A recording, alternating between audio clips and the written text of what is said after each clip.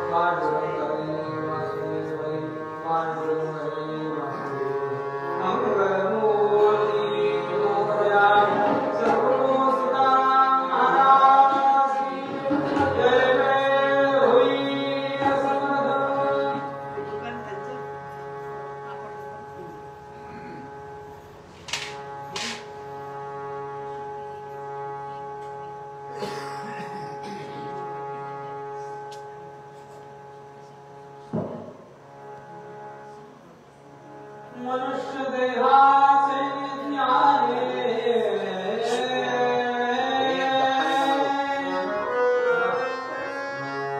मनुष्य देहाचे ज्ञाने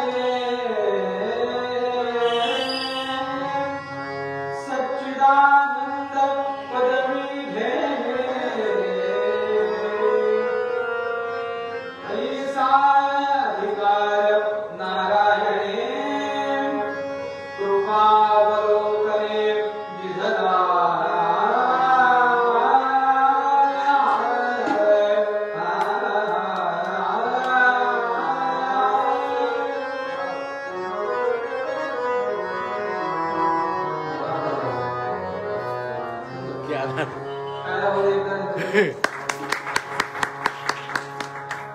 महाराजांची कृपा किंवा सद्गुरूंची कृपा काय व्हायची असते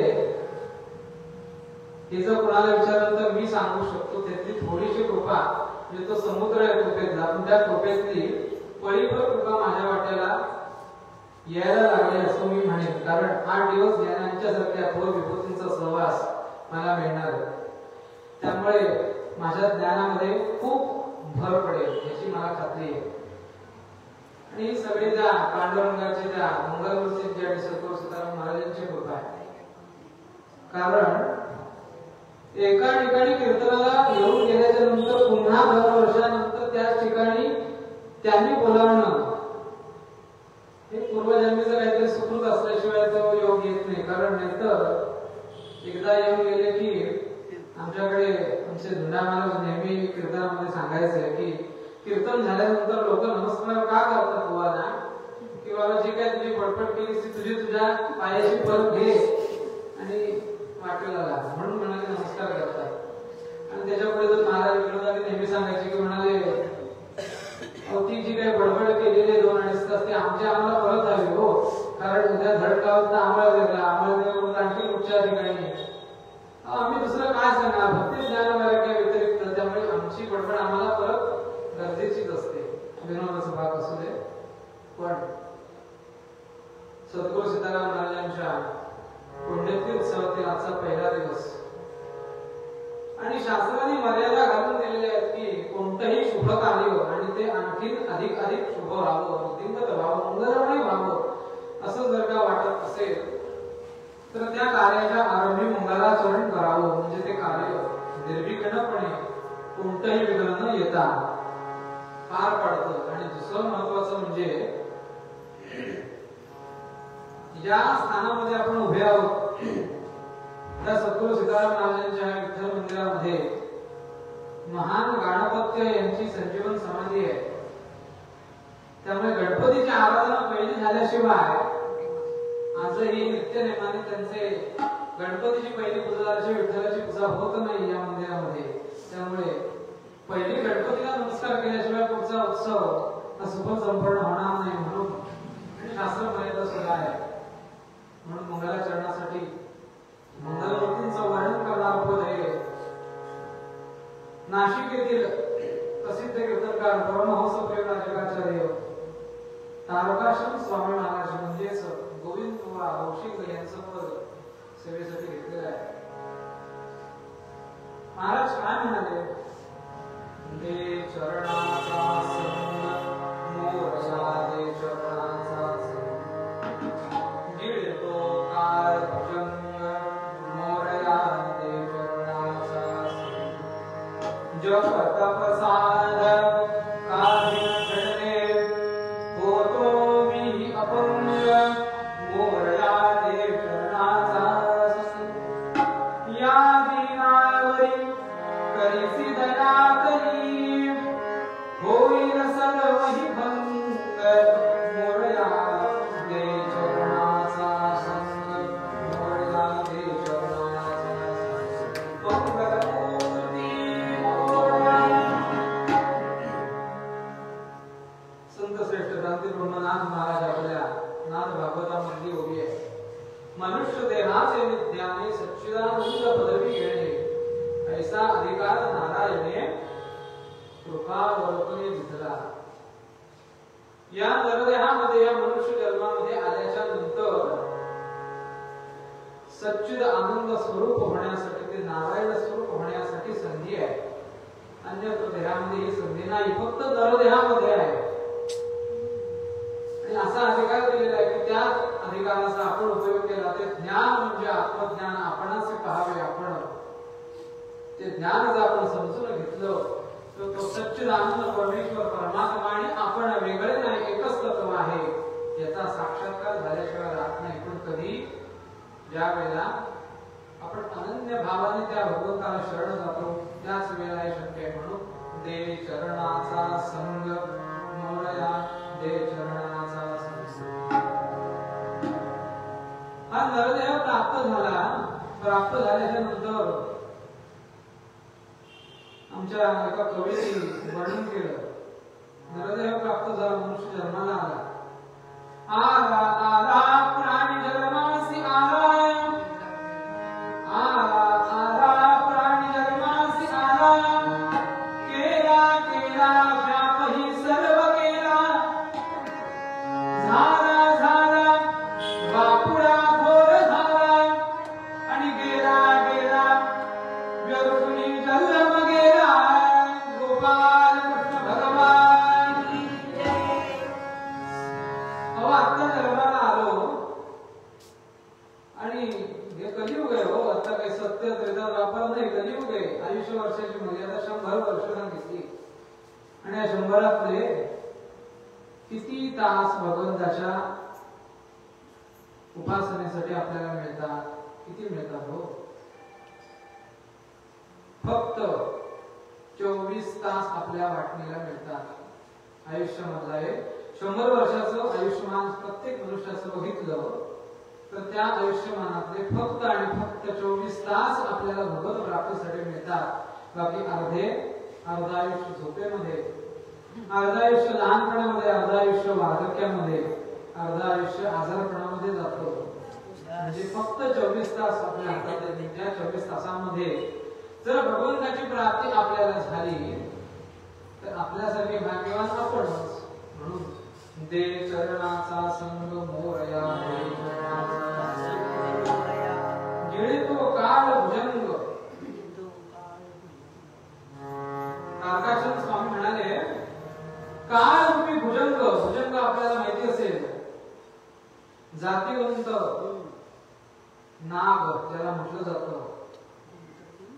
त्या जातीवंत नागासारखं म्हणजे तो भुजंग त्याला म्हटलं जातो. तसा फुटकार टाकतो की त्याच्या वाटेला जर का आपण गेलो तर तो त्याला यमसाधनाला धाडल्याशिवाय राहत नाही. तसा तो काळ रूपी भुजंग हा टपलेला आहे. हो कधी आपला तावडीत हा प्राणी सापडतोय आणि मी त्याचा घास घेतोय. गिळतो काळ भुजंग मोरया, दे चरणाचा संग. आणि अशा कालरूपी भुजंगाच्या तावडीत जर सुटायचं असेल तर काय करायचं? भगवंताच्या चरणाशी शरणागत व्हा. कारण त्या भगवंताच्या चरणाशी कोणत्याही गोष्टींचं तिथे मात्रा लागू होत नाही. पण त्याला शरण गेलो, अनन्य भावाने शरण गेलो की आपली संपूर्ण काळजी योगक्षेम वाहण्याची जबाबदारी त्या परमेश्वराची राहते. म्हणून दे चरणाचा संग मोरया, दे चरणाचा संग. जप तप साधन काही न घडले, होतो मी अपंग. स्वामी म्हणाले अपंगता आहे माझ्या जीवाला. अपंगता म्हणजे शारीरिक अपंगता, कोणा हातापायाने अधू आहे ती अपंगता नाही. हो जप तप साधन काही न घडले. या जन्मामध्ये आल्यानंतर जप घडला नाही, तप घडलं नाही, काही साधन घडलं नाही. ज्यांनी भगवंताची प्राप्ती होईल असं कोणतेही साधन माझ्याकडून झालं नाही. पण एवढं काहीही झालं नाही तरी सुद्धा एकदा जरी अनन्य भावाने त्या परमेश्वराला, त्या मंगलमूर्तीला जर का शरण गेलो, त्याची उपासना केली तरी सुद्धा त्याची कृपा प्राप्त होते. हो जप तप साधन काही न घडले, होतो मीही अपंग. मोरया, दे चरणाचा संग.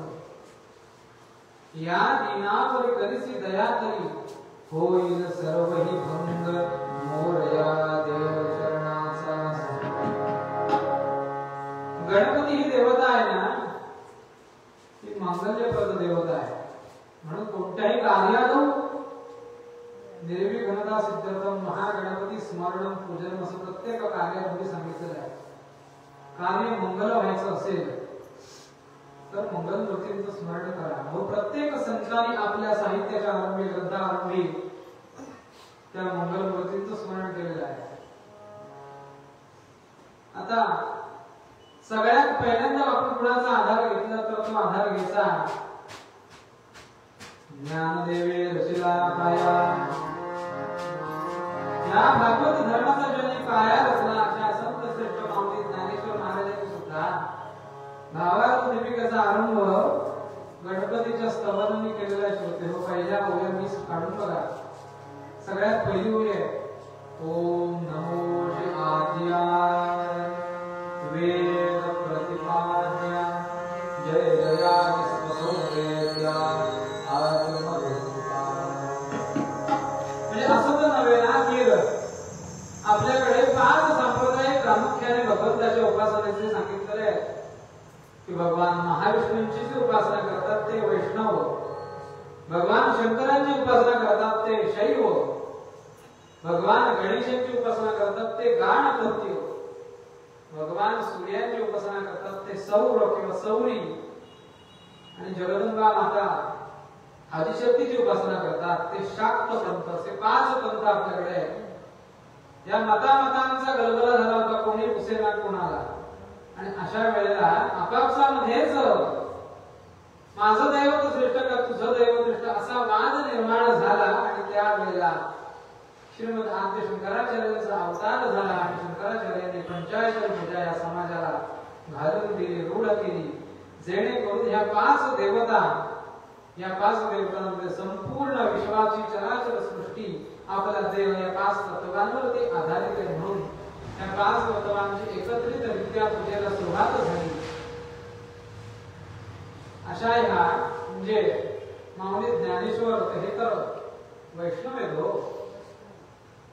आणि त्याच्या आधी सुद्धा ते नाथपंथी आहे. कारण आदिनाथ गुरु सकल सिद्धांचा अशी गुरु परंपरा. पण तरी सुद्धा माऊलींनी ग्रंथ आरंभ करताना काय केलं तर ओम नमो आद्याय वेद प्रतिपाद्य जय जया विश्वसंवेद्या आत्मरूपा देवारूचि गणेषु सकलार्थमति प्रकाशु मणे निवृत्तिदासु अवराधि. ज्या गणेशाला स्तवन केलं तो गणेश कसा आहे हो आमच्या माऊलींचा. ओम नमोची आद्या, संपूर्ण विश्वाचा तो आदी आहे हो.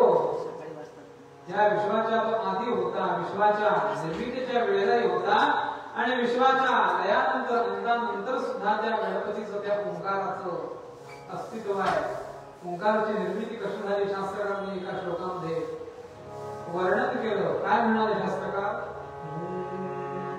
कार्यं यत्र विभाव्यतेकमिपद स्पन्देन सौर्यापकम् स्पन्दश्चापि तथा जगत्सु विदिता शब्दान्वयी सर्वदा सृष्टिश्चापि तथा प्राकृति विशेषतत्वादवत् स्पन्दिनी शब्दश्चोद्भवत्तदा प्रणवमिति ओंकाररूपः शिवः मंगलमूर्तिः. या सृष्टीची निर्मिती ज्या वेळेला झाली त्यावेळेला एक कार्य घडलं आणि शास्त्राचा नियम आहे हो. कार्य घडलं की स्पंदन निर्माण होतात आणि स्पंदनामधून ध्वनी निर्माण होतो आणि त्या ध्वनीमधून नाद जो झाला तो नाद ब्रह्म म्हणजेच भगवान मंगलमूर्ती ओंकार रूपामध्ये सगळ्याच्या आधी प्रकटलेले आहेत. म्हणून ओम नमो जी आद्या, त्या सकल सृष्टीचा आद्य असलेला तो मंगलमूर्ती. आणि त्याच्या पुढे जाऊन माऊली म्हणाली वेद प्रतिपाद्य. नुसता आद्य असून उपयोग नाही हो.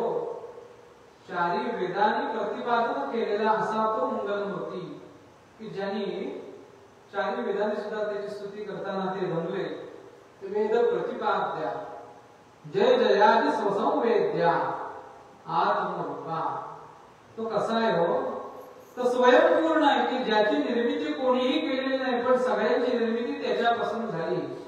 तो एकटा होता आणि शेवटी किती दिवस एकटा राहणार. एकटेपणाचा कंटाळा येतो आणि म्हणून त्याने मायेची निर्मिती केली आणि ती माया म्हणजेच भगवती वल्लभा या वल्लभेश मंगलमूर्तीचा अवतार चैत्र महिन्यामध्ये येतो. या वल्लभेशाचं वर्णन कसं आहे की त्यांनी 10 हात आहेत, त्याला दशभुजा, आणि मांडीवरती ती वल्लभा घेतलेली वल्लभांबा, गणभक्त संप्रदायामध्ये तिला वल्लभांबा म्हटलं जातं. आणि अशी तो मंगलमूर्ती की जो एकटा होता, त्या एकटेपणाचा कंटाळा आला, त्याने मायेची निर्मिती केली आणि त्या मायेच्या आधारे ह्या विश्वाचं कार्य करायला लागला. जय जयाजी स्वसंवेद्या आत्मरूपा. मग ब्रह्मा, विष्णू आणि महेश या तिघांची निर्मिती केली आणि या तिघांना सांगितलं की सृष्टीचा गाडा आका. प्रत्येकाला उत्पत्ती स्थिती लयाचं काम दिलं आणि सृष्टी निर्मितीच्या कार्याला सुरुवात झाली.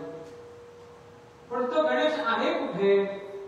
मूर्तीमध्ये आहे का? मूर्तीमध्ये आहेच, पण तो आपल्या हृदयामध्ये आहे. जय जय आणि स्वसंवेद्या आत्मरूपा. आत्मरूपामध्ये असलेलं ते गणेश तत्व जर का आपल्याला कळलं तर ह्या जीवनाचं सार्थक झालं असं म्हणायला हरकत नाही. दीनपणे दीन जनांकरचे दया तरी होईल सर्व ही भंग मोरया दे चरणाचा समावली. ज्ञानेश्वर बघा. आणखी वेदांचा दाखला जरी घेतला तरी अथर्व वेदामध्ये गणपतीची स्तुती येते. त्या अथर्वशीर्षामध्ये सुद्धा वर्णन आहे. हो, त्वं ब्रह्मा त्वं विष्णुस्त्वं रुद्रस्त्वं इंद्रस्त्वं अग्निस्त्वं वायुस्त्वं सूर्यस्त्वं चंद्रमास्त्वं ब्रह्मभूर्भुवस्वरो. या सगळ्या देवतांची निर्मिती कुणी केलं? तर मंगलमूर्तीने केलं. म्हणून त्या मंगलमूर्तींना शरण गेल्याशिवाय, त्यांचं ध्यान केल्याशिवाय आपल्याला आपला इच्छित पारमार्थिक लाभ होणार नाही. समर्थांनी सुद्धा मनाला उपदेश करताना सगळ्यात पहिला काय उपदेश केला? गणाधीश जो ईश सर्व गुणांचा, गणाधीश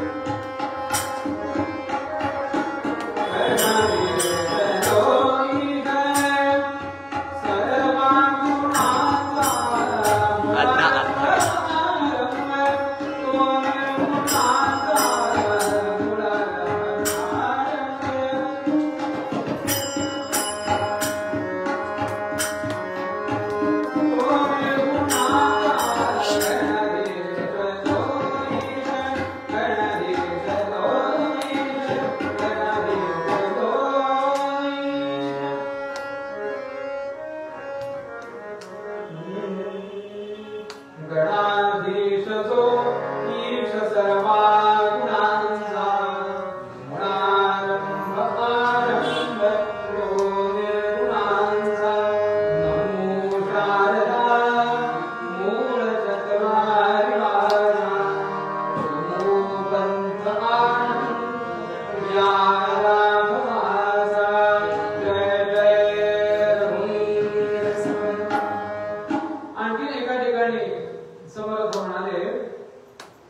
गणपतीला वंदन केलं तर काय होतं?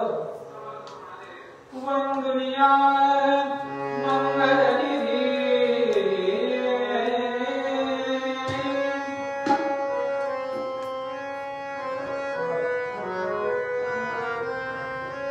वंदनीया मंगलनिधी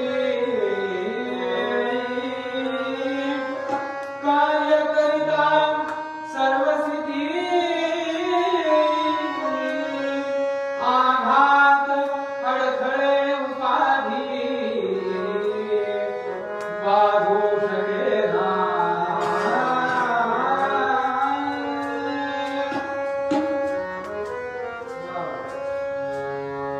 त्या मंगलमूर्तीला वंदन केलं तर कोणत्याही प्रकारचे आघात अडथळे उपाधी बाधणार नाही.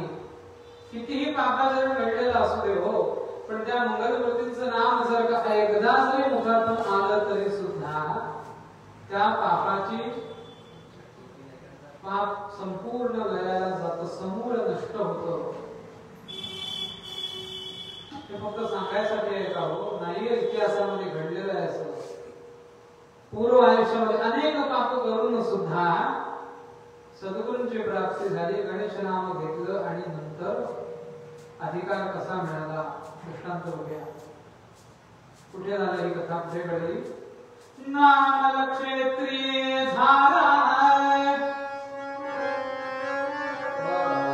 नाम क्षेत्रीय झाला, भक्तराज भृशुंडी सुविख्यात. नाम क्षेत्रीय झाला, भक्तराज भृशुंडी सुविख्यात. गणेश नाम स्मरणे, गणेश नाम स्मरणे, केले बापाचे पर्वत.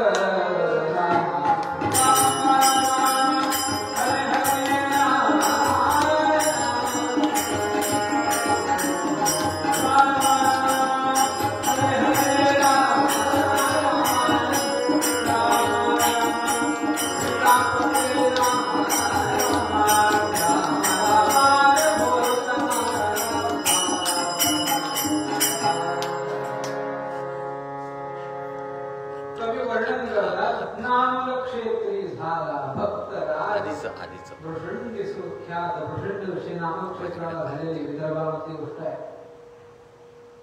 दंडकारण्य नगरामध्ये असलेला हा धीवर होता हो पूर्वाश्रमीचा. काय काम करत होता? त्या माल्याकडे जे करायचं तेच काम हा करत होता. वाटमारे करणं हा त्याचं काम. जंगलामधून जाणारे येणारे जे लोक होते, आत्तासारखे काही रस्ते नव्हते, वाहतुकीची साधनं नव्हती, पायी प्रवास करायला लागायचा आणि तो सुद्धा घनदाट जंगलांमधून. आणि अशा वेळेला त्या जंगलामध्ये कुठेतरी झाडाच्या आडोशाला पाणवठ्याच्या आसऱ्याला दडून राहावं आणि येणाऱ्या जाणाऱ्या वाटसरूंना, व्यापाऱ्यांना, माणसांना लुटावं आणि त्याला जी काही मिळकत मिळेल त्याच्यावरती आपला आणि कुटुंबाचा उदरभरण उदरनिर्वाह करावा. पण असं चाललंय चाललंय चाललंय आणि एके दिवशी त्याच मार्गाने त्याचं त्या धीवराचं काही पूर्व जन्मीचं पुण्य फळाला आलं म्हणायचं का काय, किंवा त्याचा उद्धाराची वेळ आली म्हणून त्याच मार्गाने महान गाणपत्य मुद्गल ऋषींचा फेरा त्याच मार्गाने जायला लागला. हातामध्ये दंड आहे, कमंडलू घेतलेला जटामाल गळ्यामध्ये, रुद्राक्षाच्या माळा, कपाळाला सिंदूर लावलेला आहे आणि असे मुद्गल ऋषी जात आहेत. आणि त्या मुद्गल ऋषीने येताना बघितलं मात्र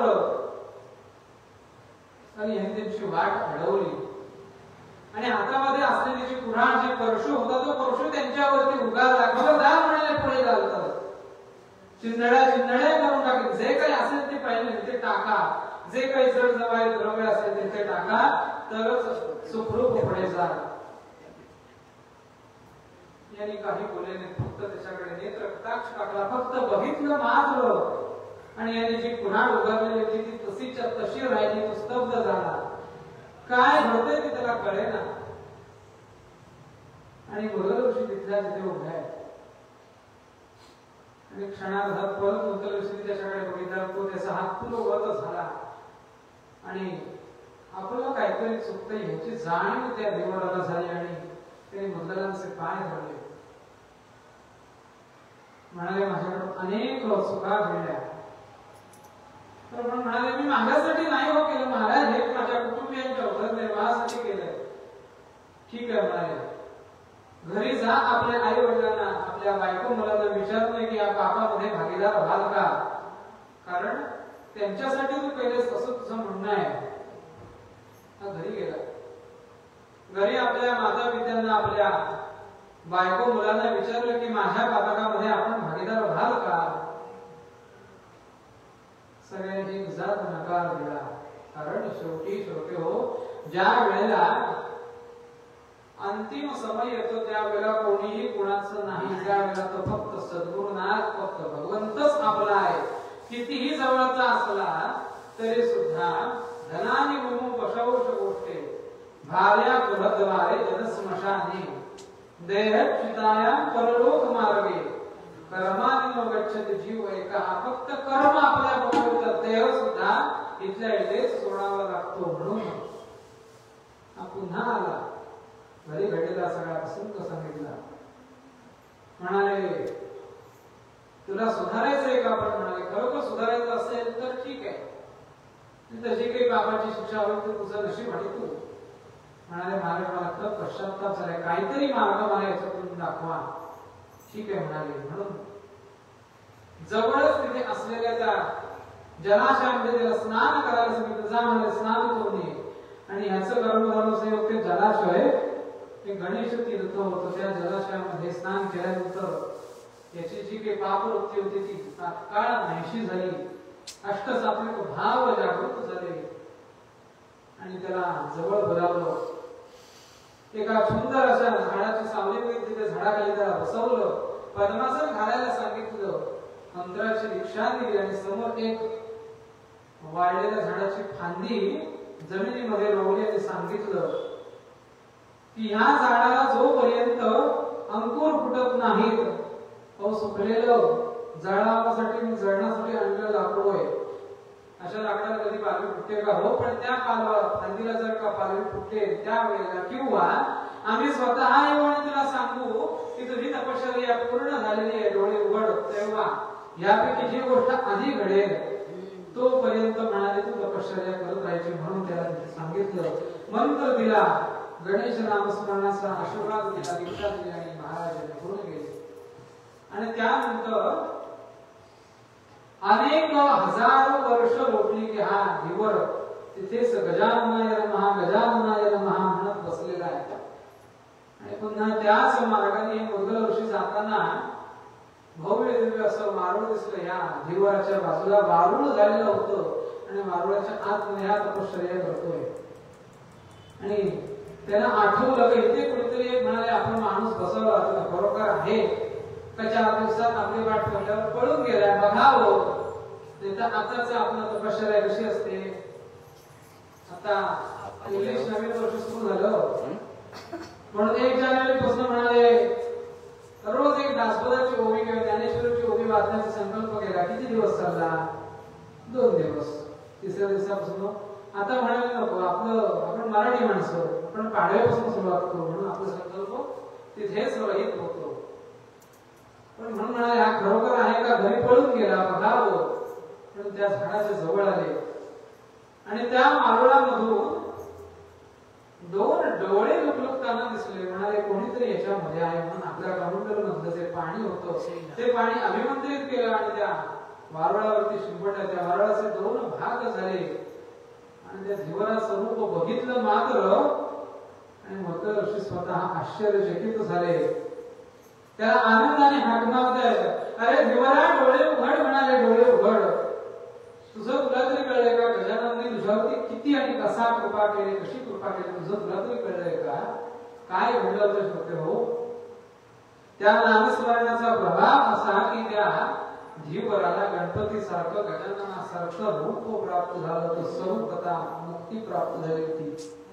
भगवंतासारखं रूप म्हणजे या 2 डोळ्यांच्या भुयांमधून त्याला सोंड प्राप्त झाली होती. आणि म्हणून त्या मुलाने त्या धीवराचं नामस्मरण केलं. 2 भुवयांच्या मधून शुंडा म्हणजे सोंड झाली म्हणून भ्रशुंडी असं नाव त्याचं ठेवलं. आणि सांगितलं अशीच तपश्चर्या करत राहा. ज्या वेळेला काशी नरेशाला भेटण्यासाठी स्वतः मंगलमूर्ती कृतयुगामध्ये येतील त्यावेळेला तुला दर्शन दिल्याशिवाय राहणार नाही. आणि महान गणपती आचार्यांमध्ये त्या भ्रशुंडीचं नाव घेतलं जातं की ज्यांनी अनेक गणपतीची साहित्य स्तोत्रांची निर्मिती केली. म्हणजे पूर्वजन्मी कितीही जपतप साधन काही न घडले होतो मीही अपंग.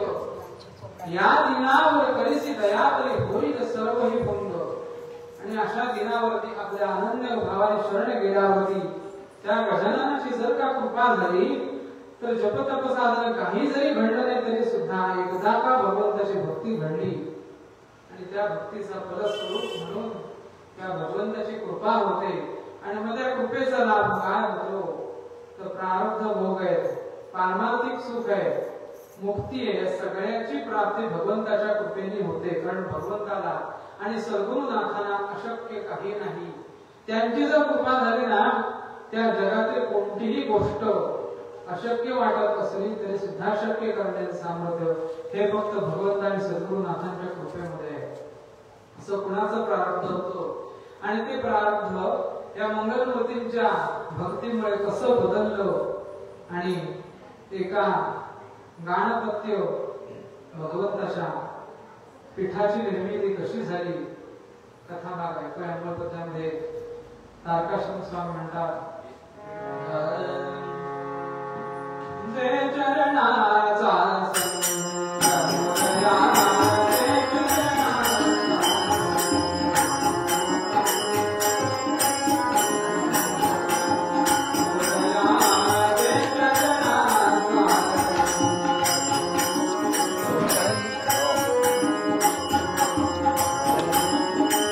ये वाला बना दी।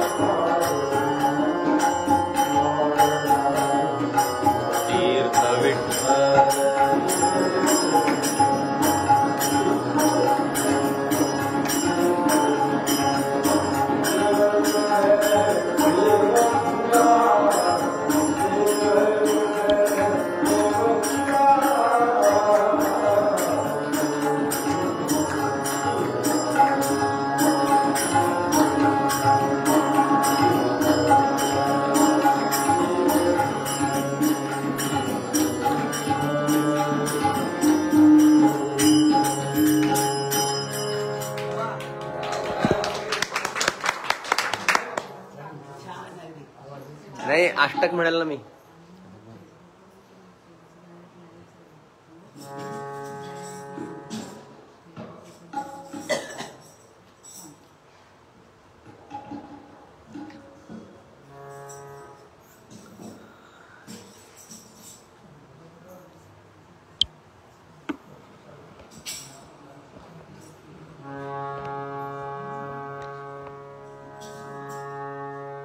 सगळ्यांनी भगवंताच्या नामाचा गजर करूया. हाताने काळे मुखाने नाम आणि मुखाचा करूया.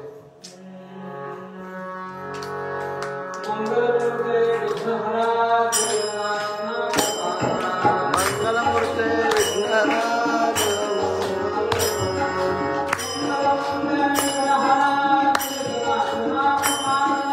मंगलमूर्ते विघ्ननाशना दयामूर्ते कृपाकरा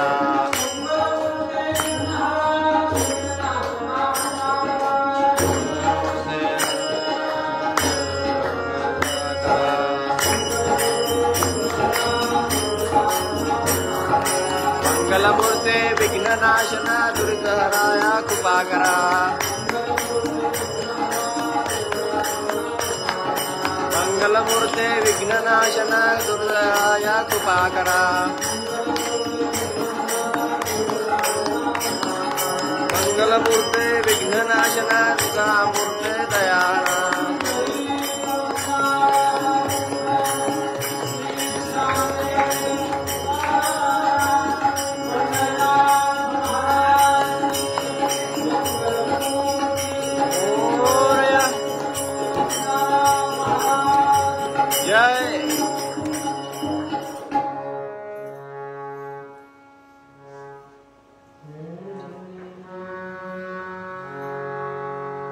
धन्य होती ते कृतार्थ होती.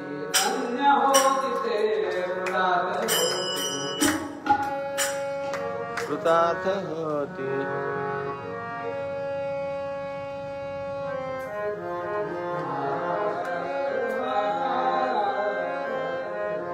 धन्य होती ते कृतार्थ होती. दिन दिन दात भजनी तुम्हारीच आहे. दिन दिन दातीन प्रकदन दागत ए भाऊ भजनी धुमाळीच आहे. दिन दिन दातीन प्रकदन दागत धन हा चालेल तरी चालू. धन्य होती ते कृतार्थ होती. धन्य होती ते कृतार्थ होती. धन्य होती ते कृतार्थ होती. आई बोलिये पावन होती. आई बोलिये पावन होती.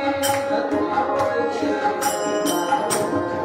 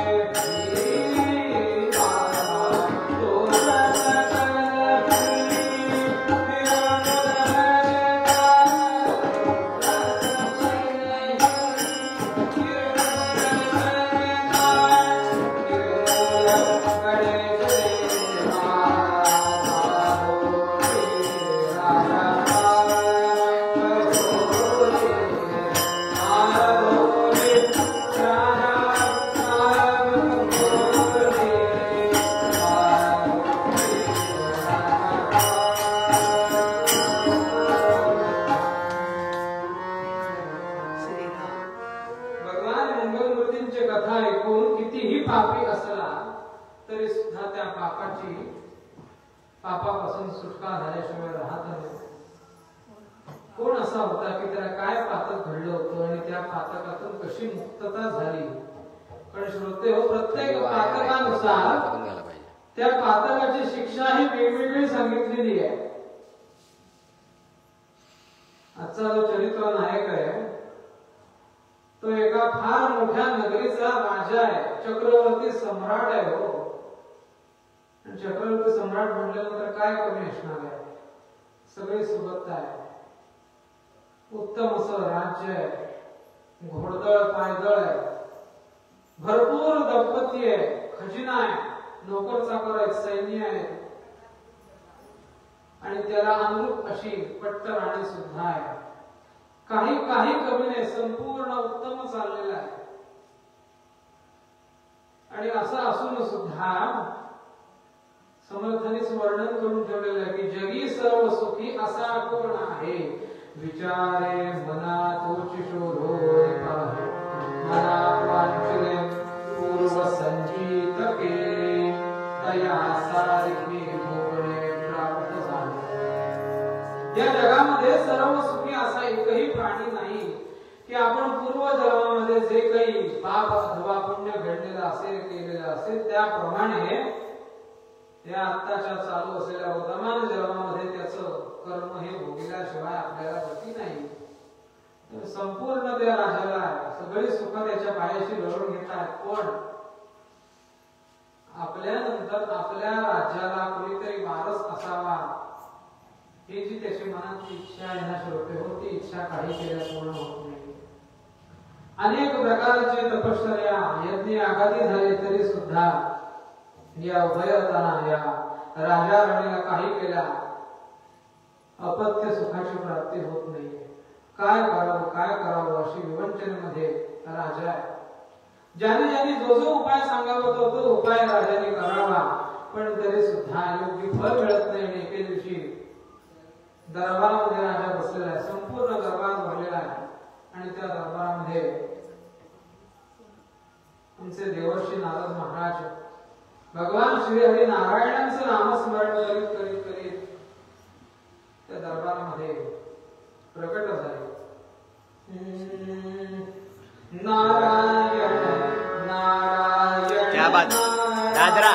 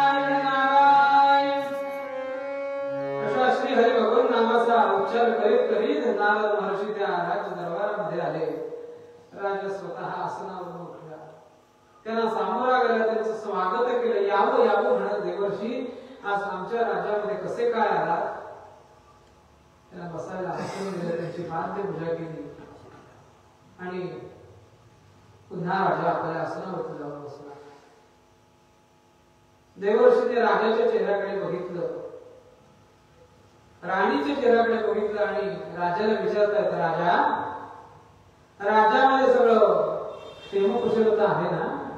कोणत्या गोष्टीची काही कमतरता का कोणत्या शत्रूने डोक्यावर काढण्याने काही समस्या आहे का? महाराज आपल्या कुठे म्हणाले काहीही कमी नाही. पाऊस योग्य तो पडतो, त्यामुळे शेती उत्तम पिकते, त्यामुळे संपूर्ण प्रजा सुखी आहे.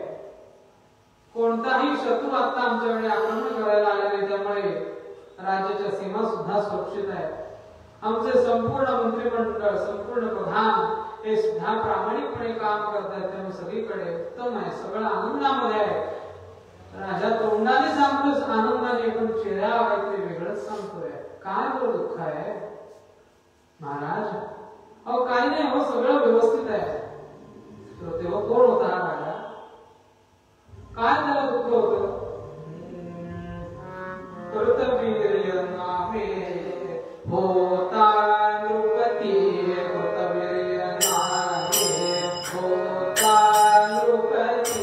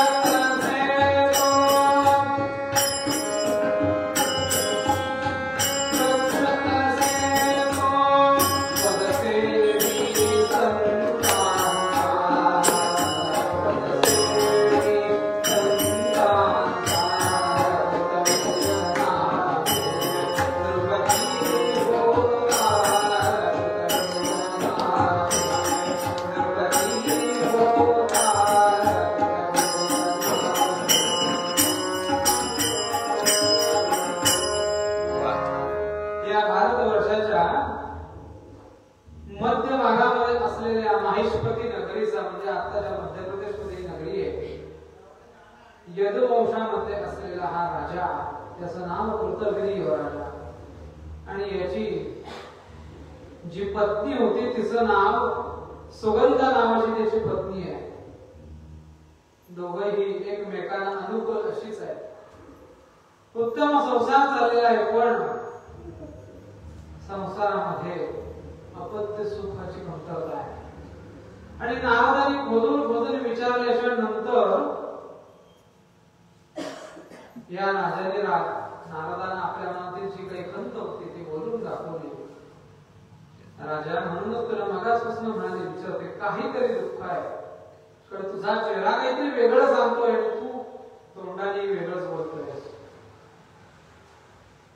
आणि आम्ही म्हणाले उगाच इथे कुठेही आम्हाला वाटलं म्हणून जात नाही, कारण देवर्षी जिथे जिथे जातात तिथे काहीतरी भगवंताचं प्रयोजन असतं.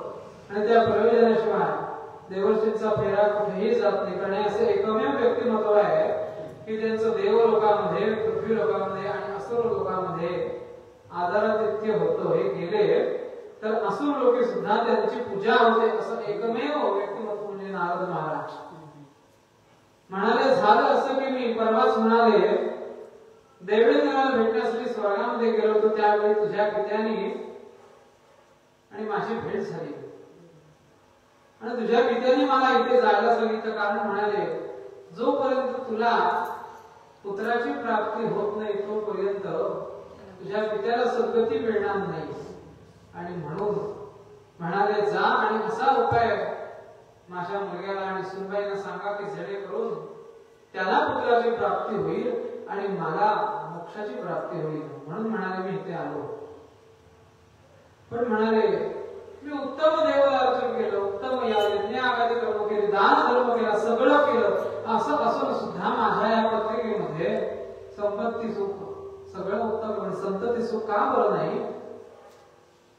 राजा, अरे तू आता बघतोस तर ह्या जन्मातलं प्रारब्ध बघतोयस, पण पूर्वजन्मी तर पूर्वसुकृत काही असतं का नाही? म्हणाले पूर्वीच्या जन्मामध्ये म्हणाले तू एक म्हणाले दरोडेखोर होतास म्हणाले. आणि एके दिवशी 8 ब्राह्मणांना पकडून त्यांना बंदी करून तू घेऊन गेलास. आणि तुझं पूर्वसुकृत काय म्हणायचं तर त्या दिवशी नेमकी संकष्टीची तिथी, चतुर्थीची तिथी. आणि त्यामुळे दिवसभर तुला या धावपळीमध्ये उपवास काढला.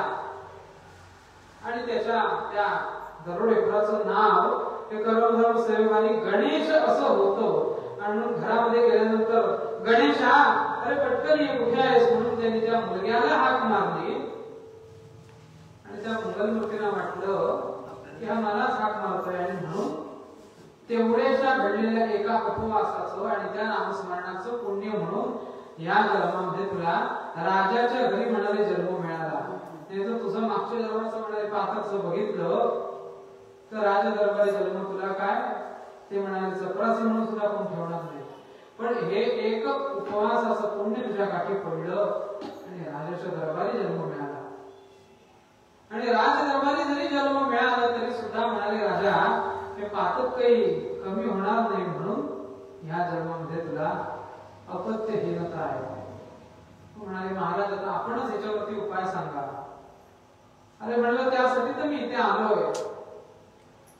तुझ्या पित्याने मला उपाय घेऊनच इथे पाठवलेला आहे. तुझ्या पित्याने ब्रह्मदेवाला विचारलं आणि ब्रह्मदेवाने जो उपाय सांगितला तो उपाय सांगायसाठी मी इथे आलोय.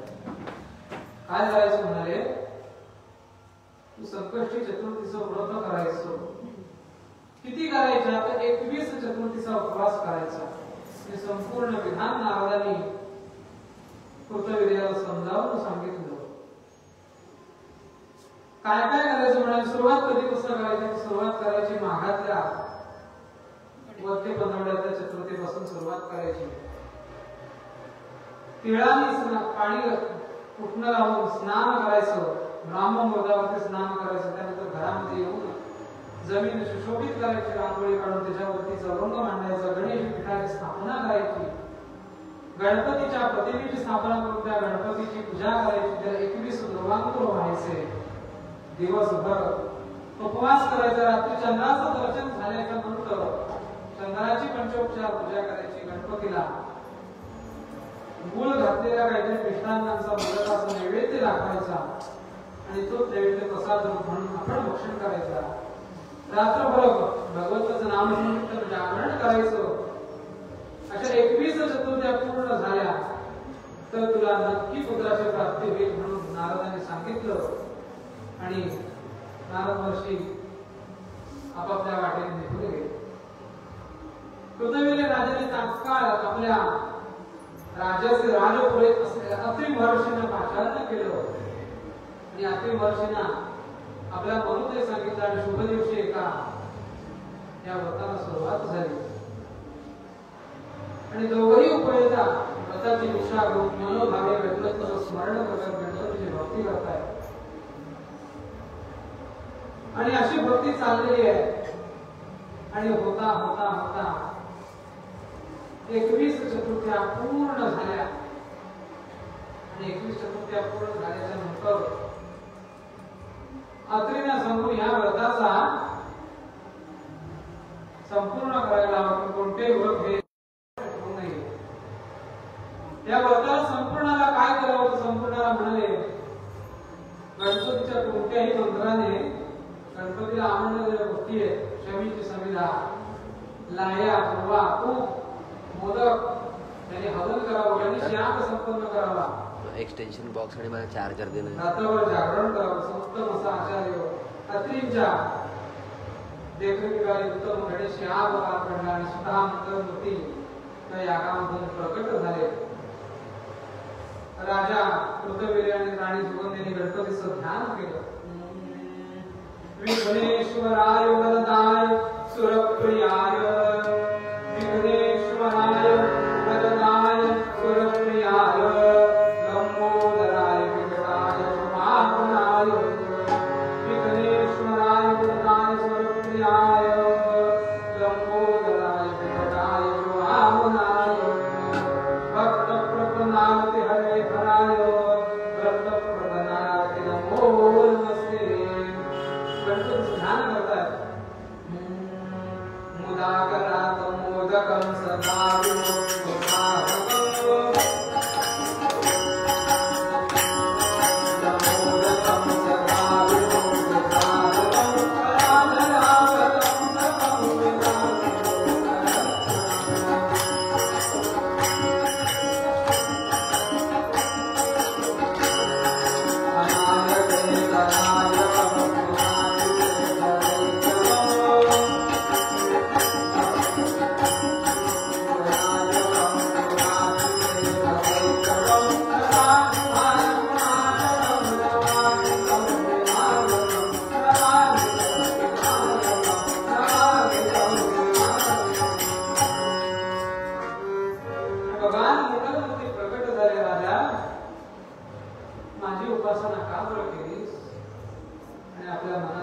असलेला तो संकल्प राजा आणि राणी गणपतीच्या चरणाजवळ सांगितला. गणराजा मे नमित तुझला, गणराजा मे सवित तुझला.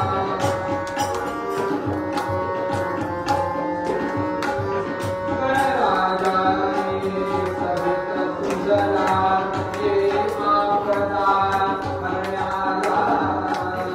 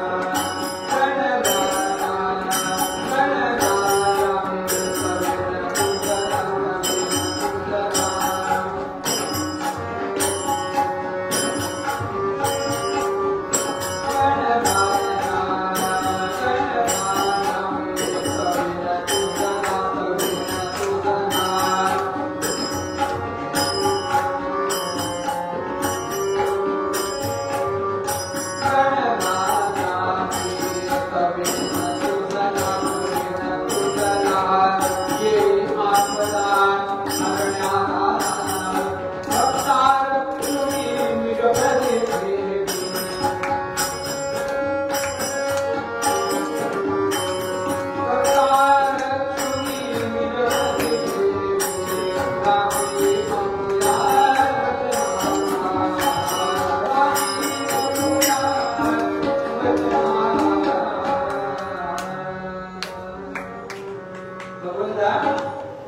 आपलं जे वचन आहे भक्त काम करतो भक्ताभिमानी, त्या वचनाला आपण पूर्ण करा.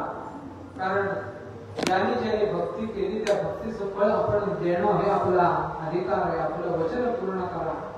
राजा, तुझ्या भक्तीवरती मी प्रसन्न झालोय.